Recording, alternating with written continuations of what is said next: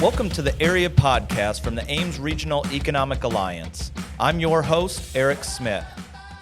On today's episode, we are joined by Amber Deardorff, President and CEO of Mary Greeley Medical Center. From intern to executive, she shares her 20-year journey through nursing and leadership. We talk about workforce culture, healthcare's future, and staying grounded in a people-first mission. This episode is presented by Flynn Wright, Iowa's premier full-service advertising agency, serving clients from coast to coast for over 40 years. Experts in crafting stories that sell, Flynn Wright prides itself on helping brands drive performance and stay one step ahead. Amber Deardorff, thank you for being on this episode of the Area Podcast. How are you doing? Great, thank you. Thanks for the invite.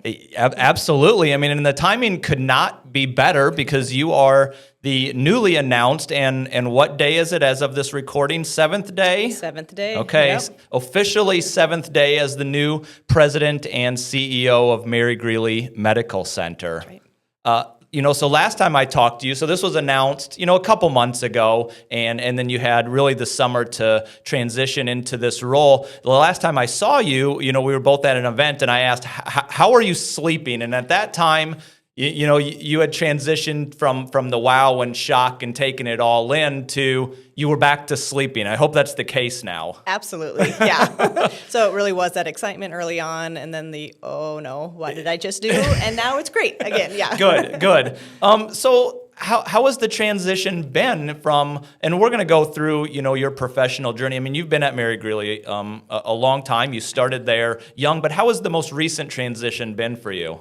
Really great, actually. So Brian Dieter, previous president and CEO, was such a good mentor. And so when I was named in April, he continued to take me under his wing, and he was certainly a working CEO up until his day of retirement. However, he included me on many of the meetings he would be in that I wouldn't be in typically, and just really helped transition me into this new role.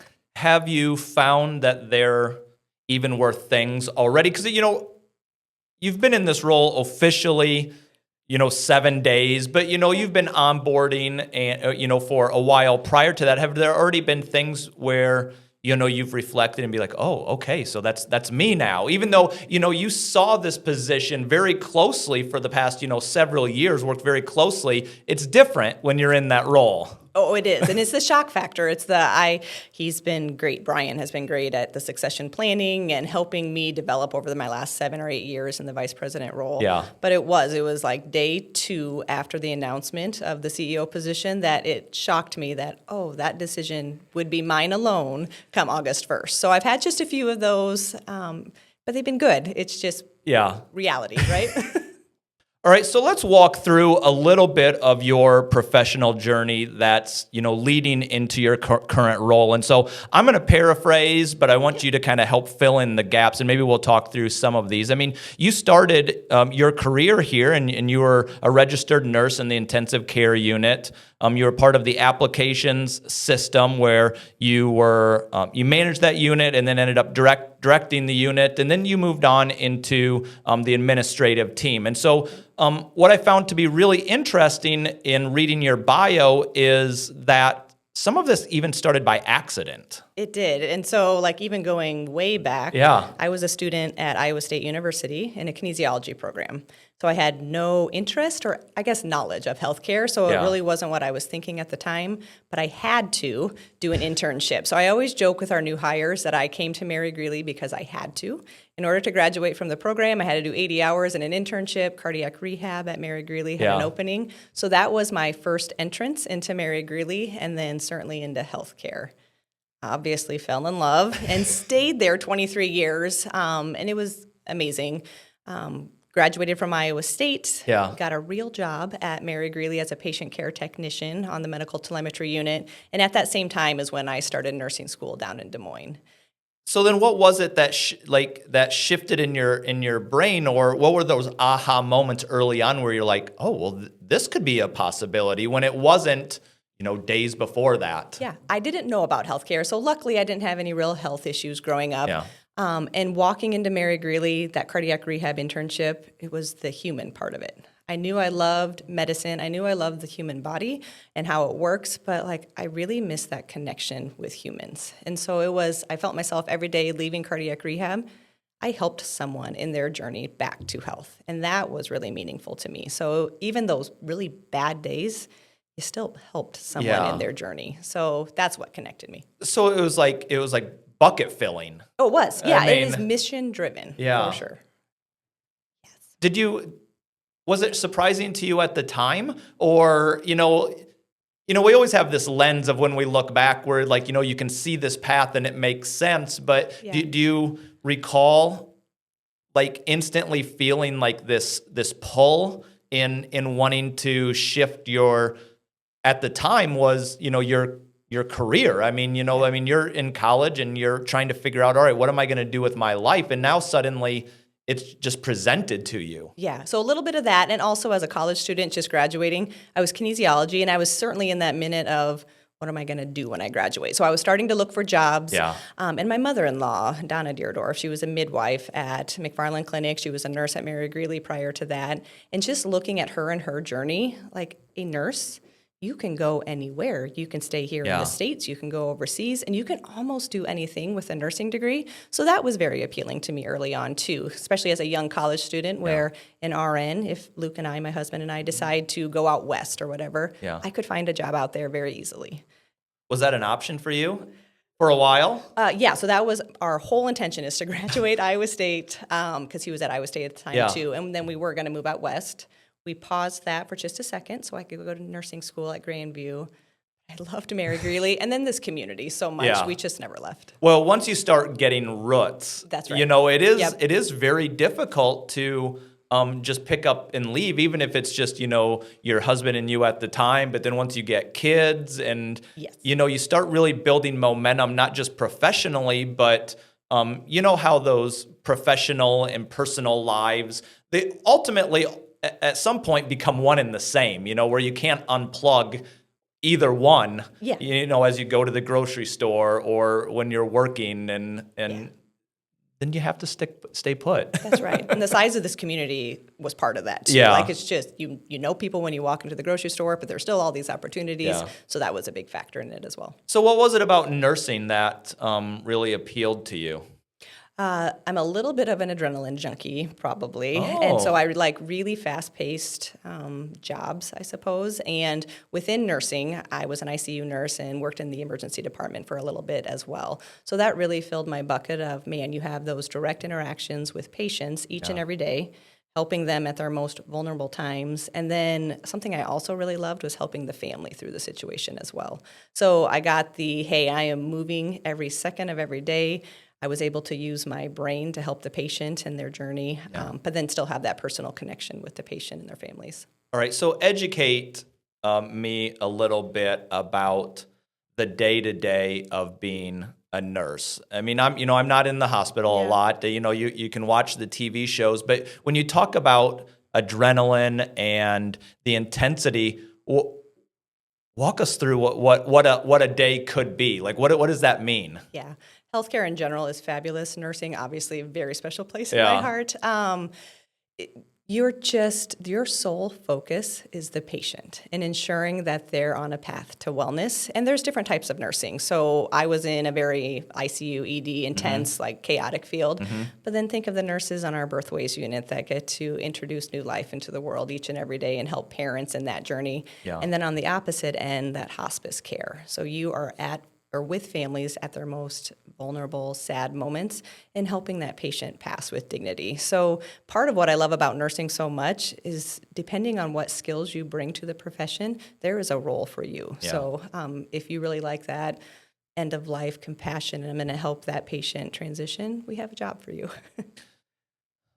So I had read you were the recipient of Great Iowa Nurse Award. And so this is an annual, was this the 100 Great Iowa Nurses event? That's right. Okay. Yep. So I'm very familiar actually with this. My wife and I, we have attended actually several of them because we helped do coverage for the event. And so we had a number of years where we would attend this event in Des Moines. And every year is incredibly powerful. Yes. I mean, because they tell stories.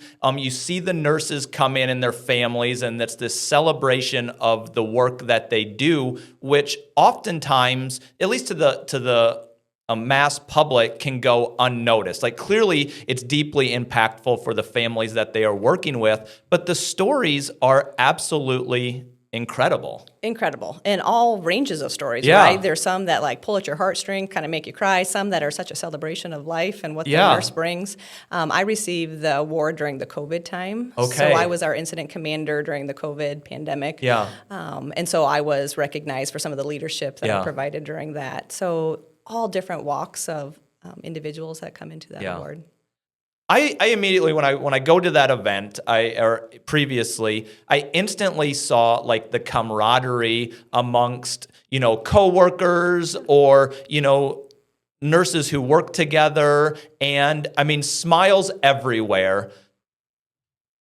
But they're all working in challenging jobs. I mean, and you had referenced, some really excel in end of life, care, but that can't be easy. I mean, now your role here, and then when you were overseeing nursing and, throughout your career, from a management standpoint and just the culture of your organization, like how are you supporting the nurses and doctors? Because it's got to be tough to unplug at times. It is. And I mean, we're dealing with human lives, and there's good, there's the bad, and there's everything in between.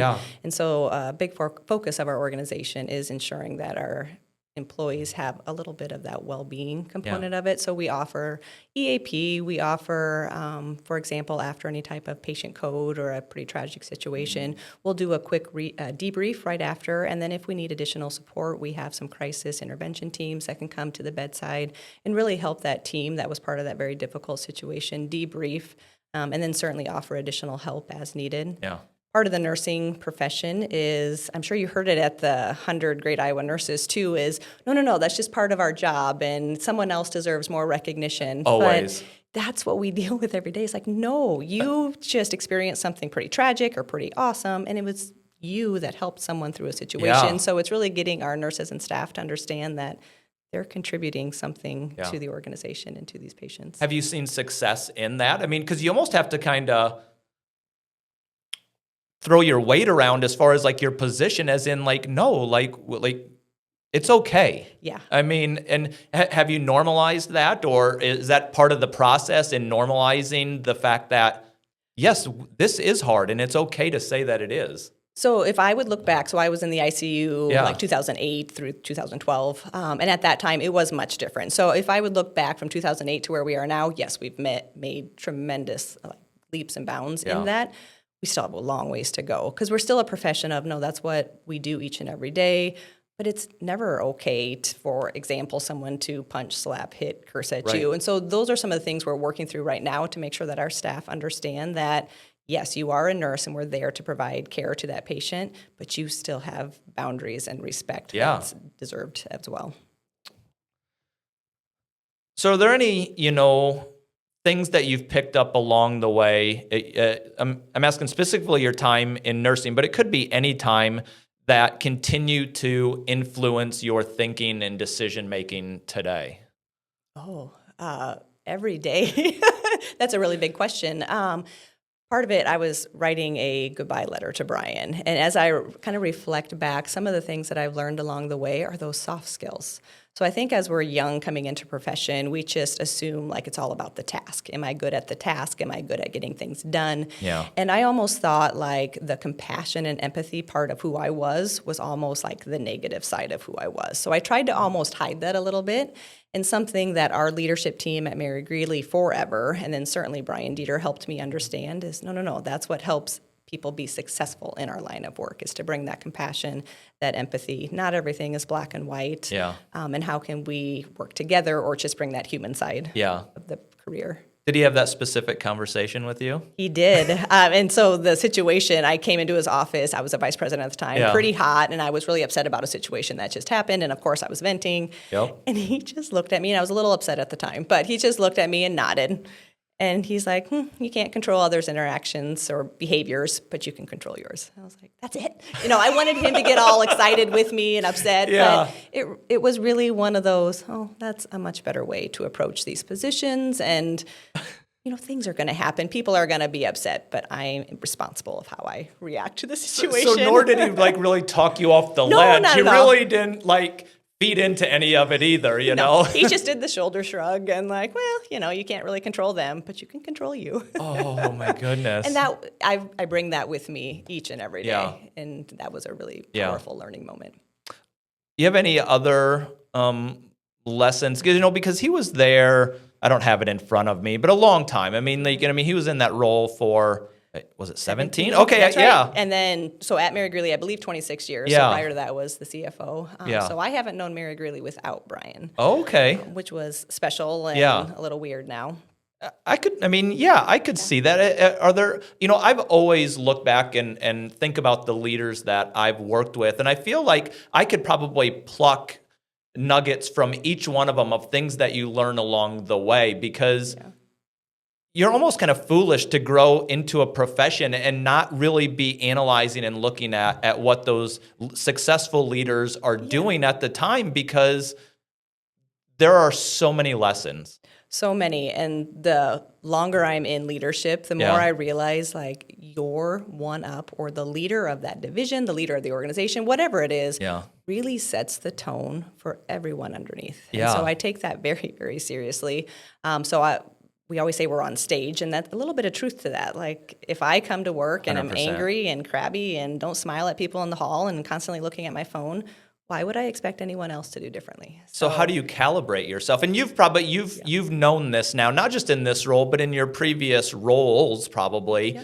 How do you calibrate yourself then when you're in front of a group? I mean, you got to always be aware of that, I would imagine. Yeah, and luckily I'm generally a pretty happy person, and I just tend to smile most of the time. So it's not super difficult, but we all have bad days. Yeah. And we all have those meetings before the next meeting that just did not go well. So it's composing yourself. I like to use prayer, so maybe say a prayer or two before going into the next meeting. And just the people that you're working with at that next meeting after something terrible just happened, they don't know what just happened, and it's not right for me to bring that emotion and the baggage into that next meeting.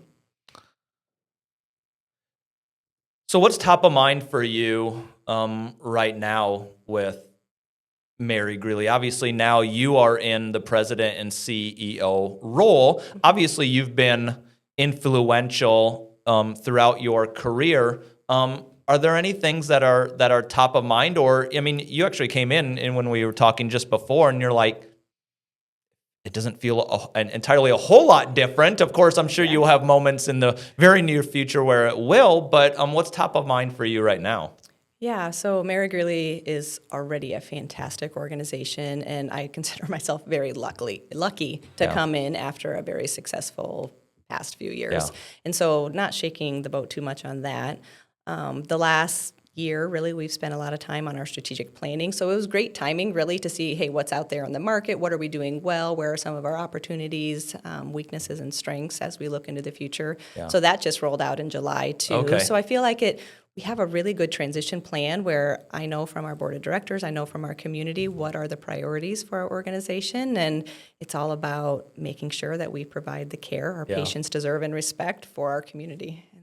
Have you had anything in the last couple weeks or month where you're like, oh, I guess I didn't know that was me?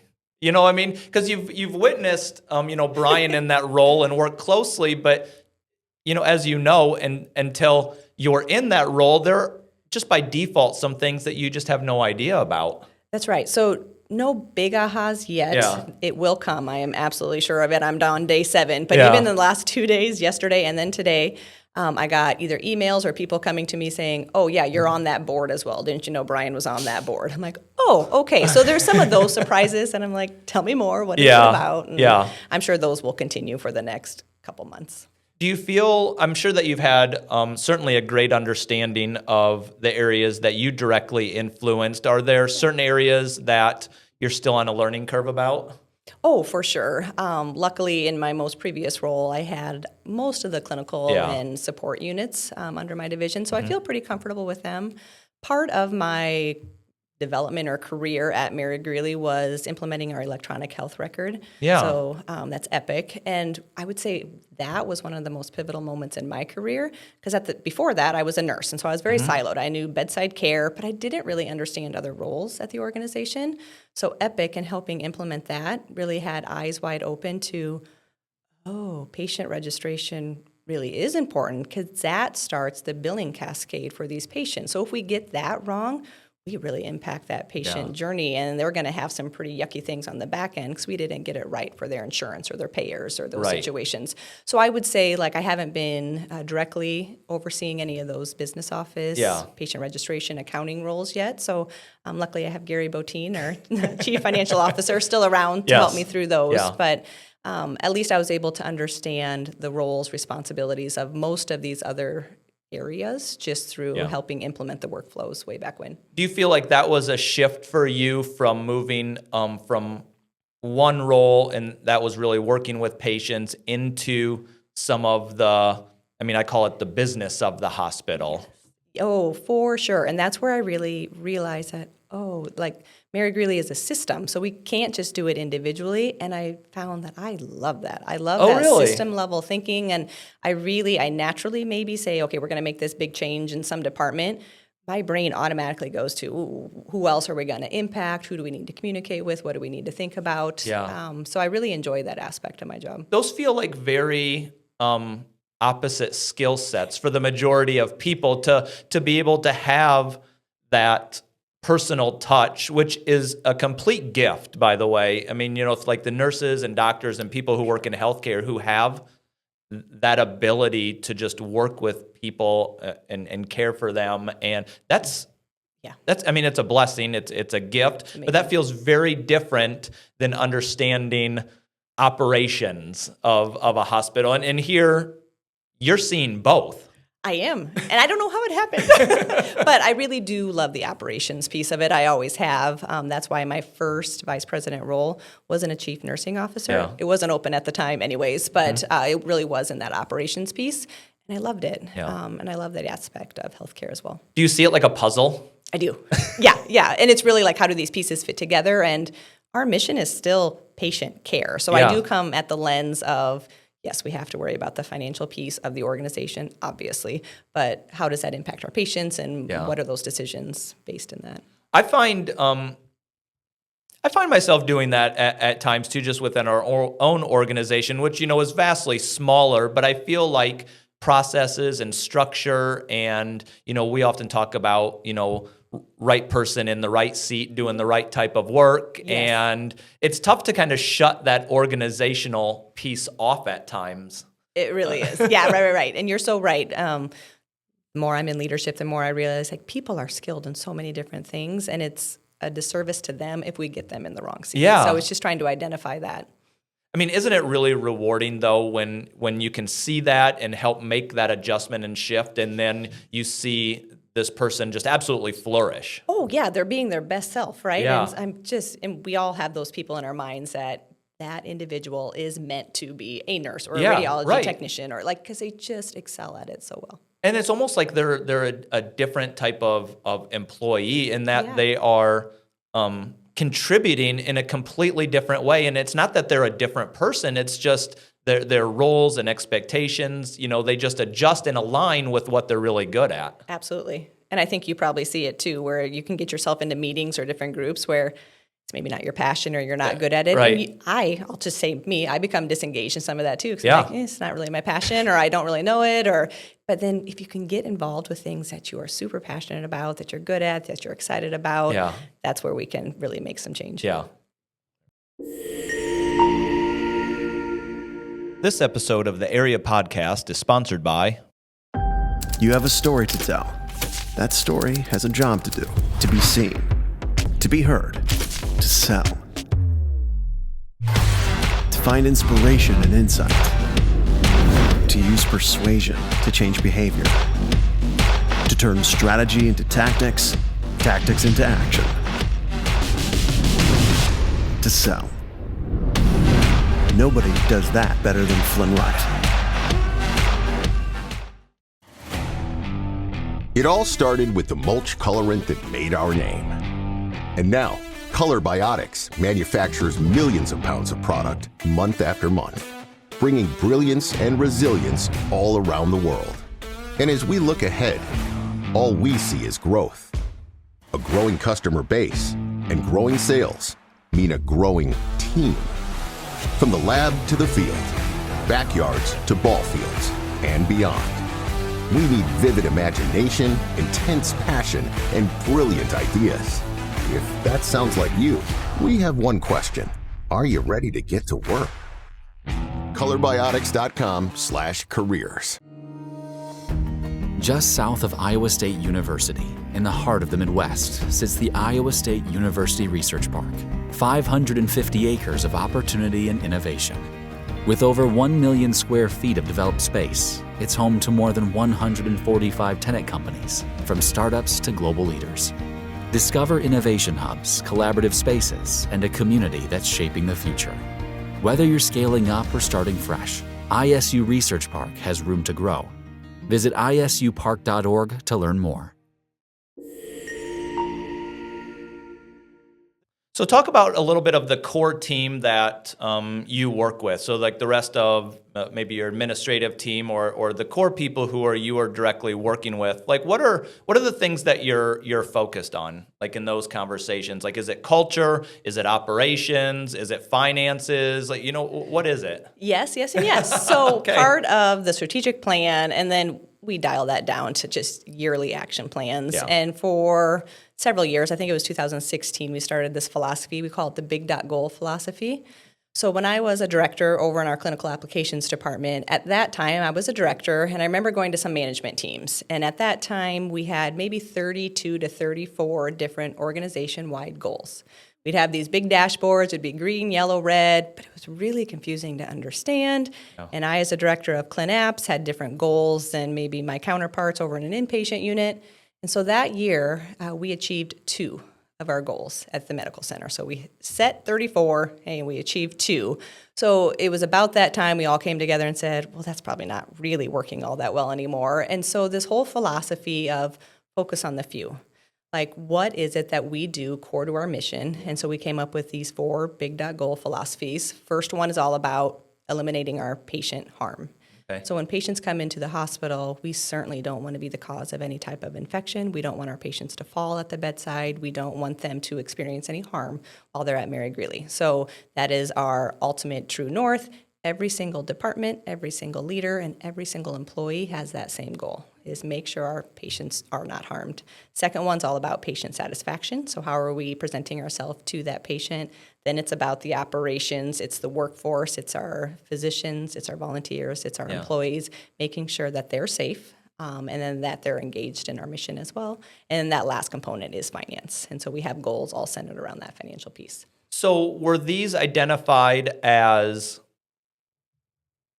the financial piece makes sense to me because, you have to have that dialed in to be successful, to a certain degree. But even putting an emphasis on the patient care, was it added because obviously it's important, but so that you could also continue to monitor that and keep the organization accountable? Oh, absolutely. And so if you come into Mary Greeley, you're going to see these 4 Big Dot Goals. So in every unit, we have huddle boards or communication boards or what they're called, and they're everywhere. Every single one of our employees have pocket cards that they carry around with the 4 Big Dot Goals, and then how they individually attribute themselves to the goals. So an example there is our dietary staff. And so they go out and deliver dietary meals to our patients. And in a one-on-one conversation with their direct manager, the manager said, so how do you see yourself helping prevent harm at the bedside? This dietary staff member said, well, when I deliver meals, I can make sure that the room is free of clutter and make sure that their bed alarm is on. Like, wow, that's fantastic. So each individual at Mary Greeley does contribute to it. And when I said them in that order, so patient harm, patient satisfaction, employee engagement, and finance, it's in that order for a reason. So our true north truly is patient-centered care. And then we believe when we do that well, employees can and will be engaged, and then the financial piece will come.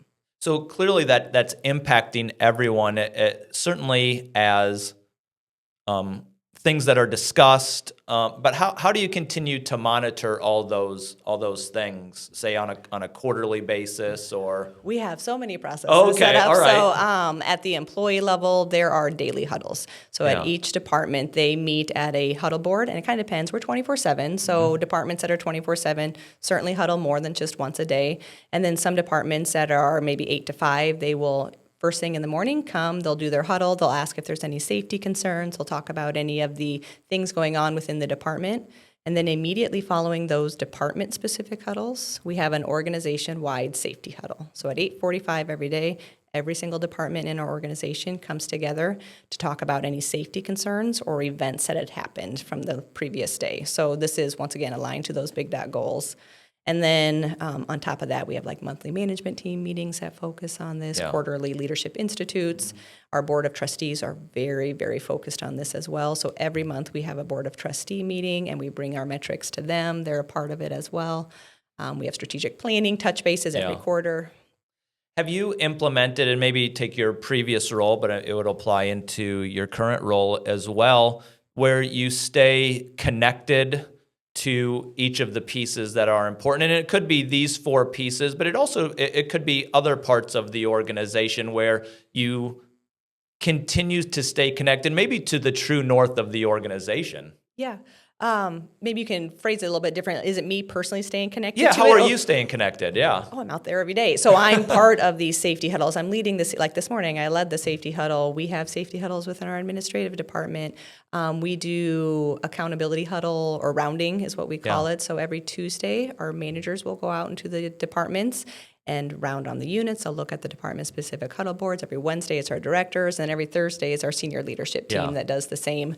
And so we're very, very involved with those. So when you're in a unit or in the hallway and you're engaging, and this is not a shock to anyone. I mean, no, not at all, not at all. And there is a little bit of fear, of course, anytime, like especially our new employees, when they see like the administrative team come up there. Yeah. It's not unusual. Like I'm sometimes in scrubs on the units as well, where we're there to meet the needs of our patient and employee. So a conversation I had last week, there was a PCT on one of our floors. You could tell she was a little nervous by having someone come up and talk to her about her goals. Yeah. And part of her impact to our patient safety journey is ensuring that our patients get baths. And so my conversation with this employee was, hey, tell me a little bit about your role in making sure our patients get baths. And I said, are there barriers to that? Is it easy to do every day? Like, where are some of the struggles? And just by opening that up, I had a 20-minute conversation about, hey, this works really well when we're well-staffed, or when I have support for helping turn the patient, or if I have the right supplies at the bedside. So that's what the rounding is all about. It's not a gotcha. It's how can we help you better serve our patients. So in this process, I mean, you're not only getting information, I mean, that, you can help implement adjustments or change. Are you aware? I mean, you are positively impacting this person's life. I mean, they will never forget this experience. Yes. No, and that still, I still don't get that piece. But if I would reflect back on myself, Kim Russell was the CEO prior to Brian, so when Brian was CFO. Yeah. And Kim, when I was a lowly nurse, wrote me a thank you card. I still remember the impact of that thank you card. And I'm sure Kim didn't think anything of it. So yes, I try to remind myself that each and every day. It's important to me to know people's names. It's 1,400 and some employees. It's hard sometimes, but that's very important as well, making sure you greet people in the hallway. It's important. Yeah. Well, so this is a bit of a timely story. I think I have permission to share this, but I just heard it this week, and there's ties to Mary Greeley as well. So when you think about community leaders, Brian Dieter is certainly one of those. I mean, because he's been in the organization for a long time. My boss, Dan Culhane, is another one of those, top community leaders. And so he told a story to our team actually just earlier this week. And he was 3 months on the job. So this was, now, 18 years ago or whatever it was. And so, he's new to the community, and he had a meeting, and shortly after that, he gets called to the president's office at Mary Greeley, and they wanted to have a conversation. Okay, and it was a good conversation, but what she told him was, we hired you for a reason, and that's to be you. So you don't have to apologize for it. You don't have to, be afraid to make these decisions. You be you, because that's why we hired you to do the job. And so, but I find the conversations that you're having with your employees in many ways are the same way. Like, I need you to be honest with me. I want to learn. I want to stay connected to what you're doing so that we can have the best organization that we can possibly have. Yes, and it goes back to the skills. Everyone has different skills, and I wish we could teach those coming into the workforce, especially. I just had donuts with our interns, and the advice I gave is, be you. At that point in your life, you're trying so hard to maybe be something you're not, or you're thinking certain people should act a certain way. We hire you because of your soft skills and who you are and what you bring to the team. I'm a firm believer that we can teach you the job, but I'm really looking for just your authentic self and what you bring. It is interesting in that in many ways, like those types of skills, soft skills that people have are in many ways some of the most important things when you're hiring. Because like you said, you can teach a lot of other things. I think that's almost number one. My daughter's boyfriend recently asked, so what do you hire for? And that was my exact answer. I hire for those soft skills. Of course, you need some experience and background and education, of course. Not downplaying that. But I can't teach the soft skills as easily as I can teach some of the others. Work ethic, empathy, caring. That's right. Being personable, having a good attitude. Looking people at the eye, smile. That's exactly. Those are hard things to teach if they are not ingrained already. I mean, I'm sure you think about it with your kids. I mean, I think about it with my kids who are now, in middle school. Like, that's what you want. I mean, if they have those things, the sky's the limit. Exactly. And you have those like warm the heart moments when you see your kids doing something just so kind. Oh, that's what we're all looking for. Correct. Right? Yeah. Do you remind those interns and communicate to them that you were in that position at one point? Absolutely. So I attend new hire orientation every other week. So every other Monday, our admin team joins new hire orientation. And it's part of my story that I tell them is I started as a student. I tell our interns that as well. And I've been afforded lots of opportunities at Mary Greeley. So you shared with me the interesting hiring process of when you interviewed not only for the president and CEO role, but your previous role as well. Talk me through a little bit of what that was like. It's pretty rigorous. Very good. So when in 2017, applied for my first vice president role.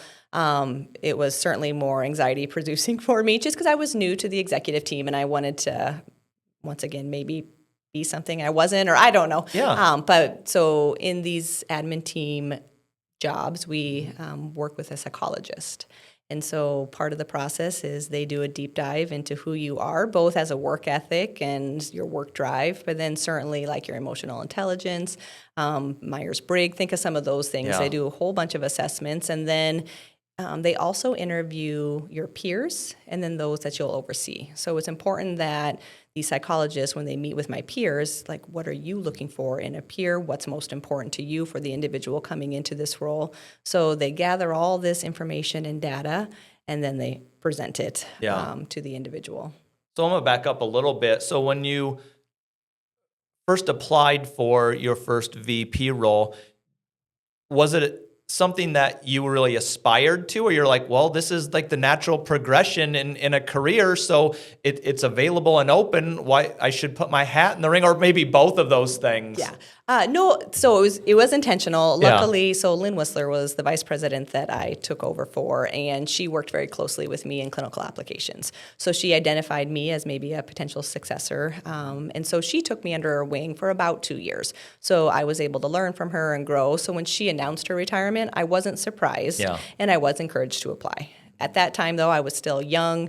I still didn't understand like what I brought to the team. And so I didn't think I was probably a very viable candidate, because if you look just healthcare in general, there's so many experienced, lovely individuals out there. So going through the process with a psychologist actually helped reaffirm that, I can do this. I mean, it was another set of validations that who I was good for this type of a role, and it would meet my personal needs as well. Not asking like specific questions. When you talk about like the intensity of it, is this there's no wrong answer, but they really start dialing into different aspects? And then is it like, are you aware like they are assessing your responses even though like there's no wrong answer? Oh, very well aware that they're doing that. So prior to meeting one-on-one with a psychologist, you do all these assessments prior. And so they know a whole lot about you. And so in some of the questions, I could absolutely tell, like, they know that's a weakness of mine, and man, they are pushing me on that, and they are pressuring, how would I handle this situation, or what would I do in this situation?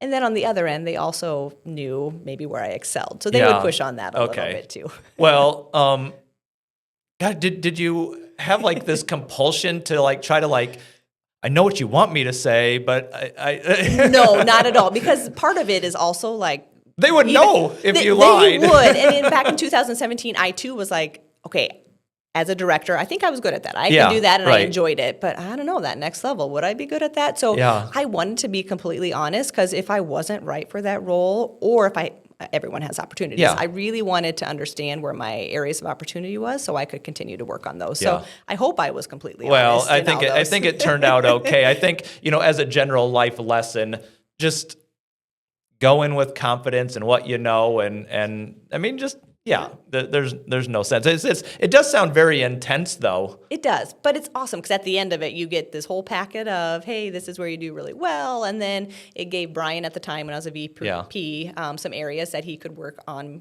with me, and then with our board, they have the same type of things. This is where she excels. This is where she may need a little bit additional assistance. So through this process, do they always hire like an outside person or organization that doesn't have a direct connection to, like obviously you personally or Brian personally, that then can be validating, in a bipartisan way? Yep. And so with how we do some of these is a search firm, sure, and there's different types of search firms, so a national search or a different type of search. So we've always reached out to independent companies. The psychologist was also another second independent individual that didn't know Mary Greeley, certainly interviewed Brian, interviewed the other vice presidents to get an idea of the culture and what we're looking for. And then our board of trustees were very much a part of that as well. Like, what is the board looking, because they represent our community, right? Yeah.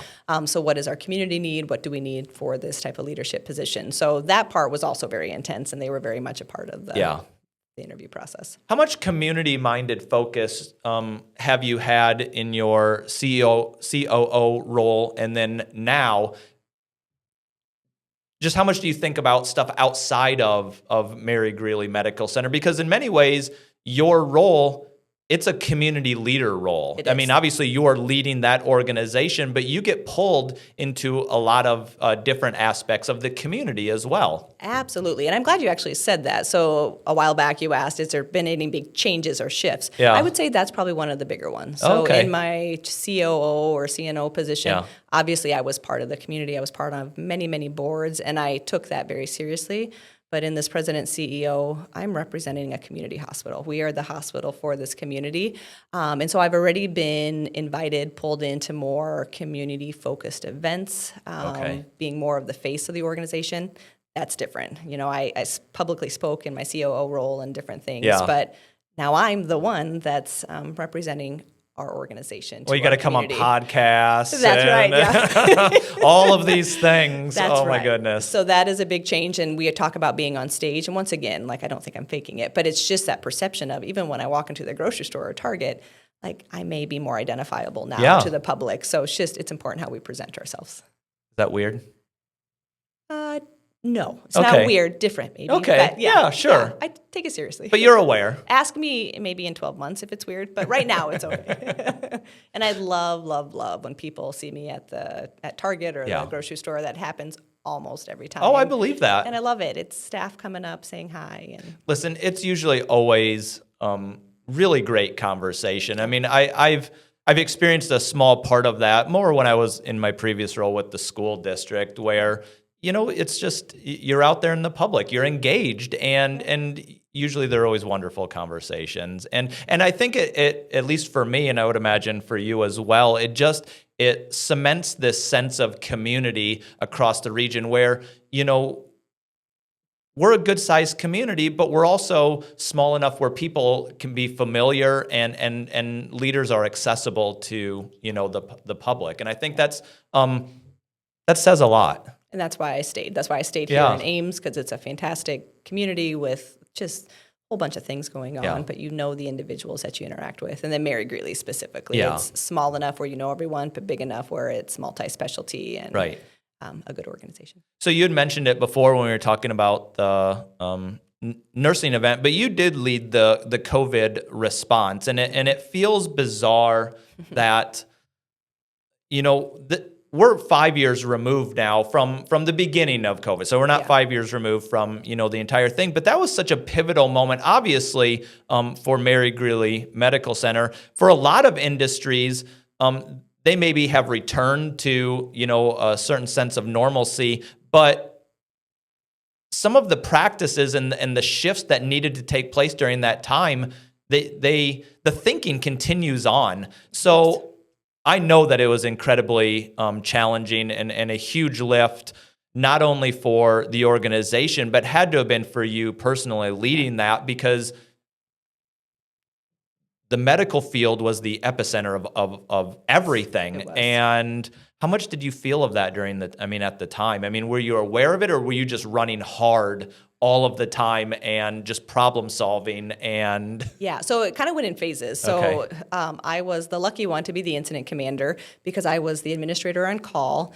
It was January, and our infectious disease nurse said, hey, there's this virus over like in China somewhere. Maybe we should just simulate what this would look like. So I was the admin on call. We did a little tabletop exercise of what it would look like. Lo and behold, like 2 weeks later, it became a real thing. So certainly in the beginning stages, I would say March through May, maybe February through May, it was constant. It was that run. It was just like trying to control the chaos. And we did it, I think, very, very well. Yeah. And that's what I loved about Mary Greeley and this community, is everyone was very responsive to it. And so in that moment, everyone pulled together. We were working together, and it was all about communication and planning. Things were changing every single day. And then you get to like May, and it starts to get a little exhausting. And then like summer into fall into the winter, then it becomes more political. So all of a sudden, the thing that was really terrible for our field is like, yay, healthcare, you are saving us all. And then it almost turned into something a little bit different. So we went from sidewalk chalk on our front saying thank you, to almost being attacked a little bit more, depending on the situation. So that was difficult and interesting to manage. And then it became just this day by day. Sometimes we flex up, sometimes we flex down. But I think our incident command was open for 3 solid years. Meaning we were constantly there for 3 solid years. I was outside my office. We took a big conference room. We set out makeshift desks, and people would just come to the command center with all the questions. I mean, I remember the time very well as well. And I think once you get past the top tier of healthcare and what you guys were all doing, I mean, I feel like schools were certainly in that second tier of impact. We had the summer a bit, and then that impact rolled certainly into the next year. But I felt all of those peaks and valleys of everything, of running on adrenaline to things shifting very quickly. I mean, we would communicate one thing, and I think literally within 12 hours it could have been different, for a period of time, and it was all just a bizarre time. But I do recall the community rallying together. I mean, I'm sure you and I were on the same Zoom calls at some point, and it was interesting to see how each different parts of the community would provide updates, but it felt like there was this cohesion and everyone kind of coming together as a community to help solve the problem, or at least navigate the problem. Certainly, maybe not solve, but... Yeah, if there was any positive to COVID, that's it. Yeah. Like, I always joke, don't ever waste a good crisis. And it was bringing everyone together. Like, we knew each other by name. We had each other's phone. We were on the same Zoom meetings each and every day. Like, it was a community effort. And I'm very appreciative of that, too. So, I mean, workforce is probably always a big topic. I know it's something that we think about a lot. I would imagine it's something that's top of mind for you as well. So, talk a little bit about what that looks like at Mary Greeley, and not only supporting but attracting, talent to the region as well. Yeah, we've been very intentional within the past few years of our partnerships with area colleges. So certainly Iowa State right here in our backyard, DMAC's incredible partner as well, but being very intentional on partnering with a whole bunch of different colleges within our state. Last year, I believe we had just about 1,000 students within our walls for the given year, and it's making that many. Yes, it's incredible. And so about 600 of those were nurses, but we're having facilities management. Think of them. Some of those interning, certainly our IT, cybersecurity, lab, RAD. We just bringing in these students, having some interns to help them in their own career choices, but then hopefully they'll love us enough that they'll want to stay. Yeah. So that has helped in our recruitment efforts as You've well. probably seen some of that though, right? Oh, absolutely. I mean, they jump in. I mean, kind of a similar story to you. I remember I was working with the Boone School District. We were doing a story, and through their Boone Edge program, they had a senior working at Mary Greeley, and that quickly turned into, I love this, and then started going to school while also working at Mary Greeley, and she's still there. I remember her. She was our first apprentice, and it was Boone High School, and we're doing more and more of that, and that's exactly right. If we can just get them in the door, and this is a fantastic place to work, and it's a fantastic career choice, our conversion rate is very high. Yeah. Well, it was fun. I mean, I'd limited exposure, but we came in and we did some photography, but you could just, you talk about soft skills, you could just feel that this high school student, it sparked them.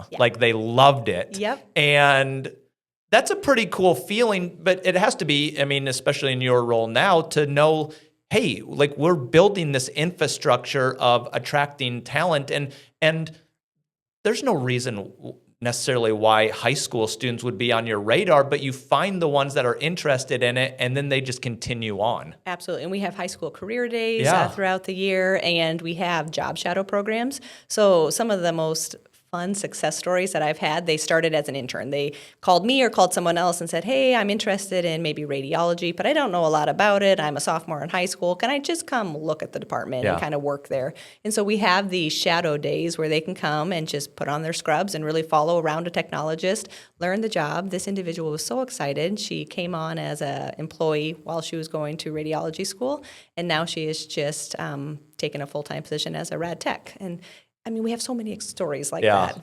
Oh, I love it. So a little plug. If you're interested in it, we have job shadows. Come see us. Good. Yes.